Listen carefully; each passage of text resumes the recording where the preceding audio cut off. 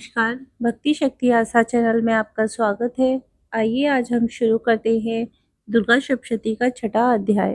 महर्षि मेधा ने कहा, देवी की बात सुनकर दूत क्रोध से भरा हुआ वहां से असुरेंद्र के पास पहुंचा और सारा वृतांत उसे कह सुनाया। दूत की बात सुन असुरेंद्र के क्रोध का पारावर न रहा और उसने अपने सेनापति धूम्रलोचन से कहा, धूम्रलोचन, तुम अपनी सेना सहित शीघ्र वहां जाओ और उस दुष्टा के केश पकड़कर उसे घसीटते हुए यहाँ ले आओ। यदि उसकी रक्षा के लिए कोई दूसरा खड़ा हो, चाहे वह देवता, यक्ष अथवा गंधर्व ही क्यों न हो, तुम उसे अवश्य मार डालना।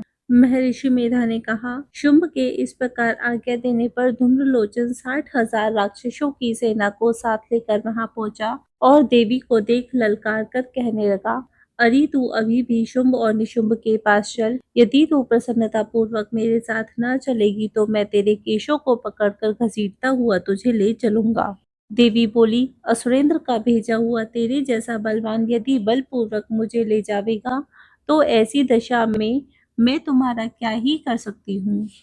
महर्षि मेधा ने कहा, ऐसा कहने पर धूम्रलोचन उसकी ओर लपका, किंतु देवी ने उसे अपनी हुंकार से ही भस्म कर डाला।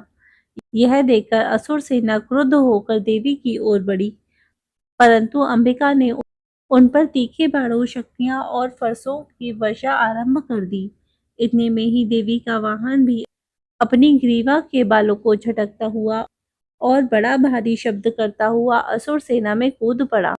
उसने कई असुर अपने पंजों से, कई अपने जबड़ों से और कई को धरती पर पटककर अपनी दाढ़ों से घायल करके मार डाला। उसने कई असुरों के अपने नख से पेट फाड़ डाले और कई असुरों के तो केवल थप्पड़ मारकर ही सिर धड़ से अलग कर दिया। कई असुरों की भुजाएं और सिर तोड़ डाले और गर्दन के बालों को हिलाते हुए उसने अपने असुरों को पकड़कर उनके पेट को फाड़कर उनका रक्त पी डाला। इस प्रकार देवी के उस महाबलवान सिंह ने क्षण भर में असुर सेना को समाप्त कर दिया। शुंभ ने जब यह सुना कि देवी ने धूम्रलोचन असुर को मार डाला है और उसके सिंह ने सारी सेना का संहार कर डाला है, तब उसको बड़ा क्रोध आया। उसके मारे क्रोध के ओंठ फड़कने लगे और उसने चंड तथा मुंड नामक महाअसुरों को आज्ञा दी, हे चंड, हे मुंड, तुम अपने साथ एक बड़ी सेना लेकर वहां जाओ और उस देवी के बाल पकड़कर उसे बांधकर तुरंत यहाँ ले आओ। यदि उसको यहाँ लाने में किसी प्रकार का संदेह हो तो अपनी सेना सहित उससे लड़ते हुए उसको मार डालो। जब वह दुष्टा और उसका सिंह दोनों मारे जावे तब भी उसको बांधकर यहाँ ले आना।